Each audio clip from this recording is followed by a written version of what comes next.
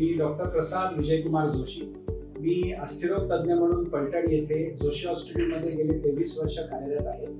आणि इथे मला सांगायला अभिमान वाटतो की फलटण इथे जोशी हॉस्पिटलमध्ये आपण फलटण रोबोटिक्स सेंटर गेल्या वर्षी सुरू केलं आणि ते भारतामध्ये तालुकास्तरीय लेवलला सगळ्यात पहिलं रोबोटिक्स सेंटर म्हणून आपण इथे सुरू करायचा अभिमान आणि मान मला मिळाला.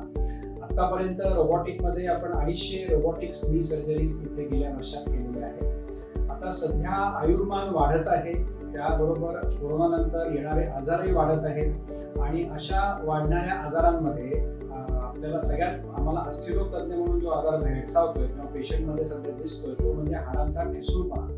आता हाडांचा ठिसूळपणा जेव्हा पेशंटला झडतो तेव्हा पेशंटला काय काय त्रास होऊ शकतो, त्यामध्ये पेशंटची मान दुखते, कंबर दुखते, त्यानंतर हाडं मोडण्याची परिस्थिती वाढते. साधं चालता चालता जरी थोडासा पाय मुरगळला तरी हाड मोडू शकतं. आणि जसं वय वाढतं किंवा आता समजा 80-90 वयाचा माणूस जर असेल, पुरुष किंवा स्त्री, त्यामध्ये खुबे मोडण्याचं प्रमाण आपल्याला प्रचंड प्रमाणात दिसतं. आता हाडं ठिसूळपणा होऊ नये म्हणून आपण काही करू शकतो का, तर नक्कीच करू शकतो.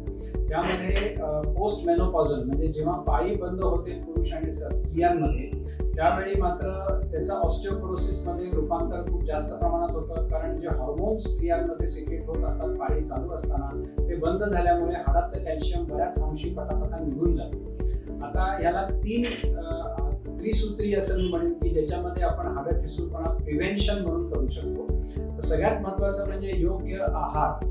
आहारामध्ये आपण कॅल्शियमयुक्त आहार घेतला पाहिजे, ज्याच्यामध्ये आपल्याला रोज एक फळ खायला पाहिजे. केळं हा कॅल्शियमचा राजा आहे असं मी म्हणेन. सीताफळामध्ये, अंजिरामध्ये भरपूर कॅल्शियम आपल्याला दिसून येतं, त्यामुळे जी फळं आहेत ती नित्यनियमाने रोज खाता आली तर उत्तम.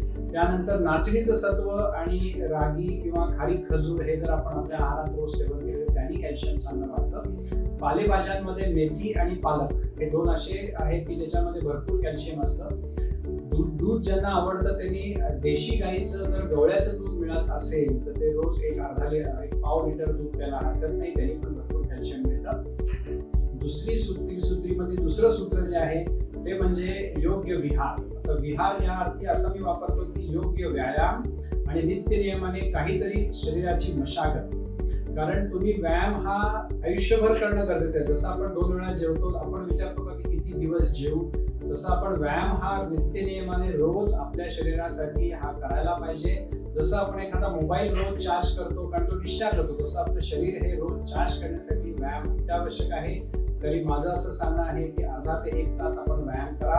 तो व्यायाम कुठलाही असेल, मग तुम्ही सूर्यनमस्कार घाला, तुम्ही रोज सकाळी फिरायला जा, रोज सकाळचं सूर्योदय बघा, त्यांनी व्हिटॅमिन डी आपल्या शरीरात नॅचरली तयार होईल. आणि त्यानंतर तुम्ही योगासनं करा, प्राणायाम करा, कोणी रनिंग करतं, कोणी सायकलिंग करतं, तर काहीतरी अर्धा तास व्यायाम करायला पाहिजे. त्यानंतर योग्य विचार ही त्रिसूत्रीतली 3रं सूत्र आहे. आपलं मन सकारात्मक ठेवा. आपल्याला जे प्रॉब्लेम्स प्रत्येकालाच आयुष्यामध्ये आहेत, कोणीच इथे सरळ साधं सीधं नाही आहे आणि त्यामध्ये प्रॉब्लेम्स फेस करण्याची जी ताकद आहे ती मनामधनं येते. मन जर सकारात्मक असेल, मन जर उत्तम असेल आणि ते जर तर मात्र आपण कुठलाही प्रॉब्लेम किंवा कुठल्याही संकटामधनं आपण स्वतःला तारून घेऊ शकतो आणि आपल्याला जी फेस करण्याची जी ताकद आहे ती वाढू शकते. विल पॉवर जर उत्तम असेल तर आपल्याला सगळं अचीव करता येईल. तर माझं असं सांगणं आहे की तुम्ही आनंदी राहा, छान जीवन जगा. साधं सरळ सोपं जीवन जगणं हे आपल्या हातात आहे. तूच आहेस तुझ्या जीवनाचा स्वामी असं सांगून मी हे थांबवतो. धन्यवाद.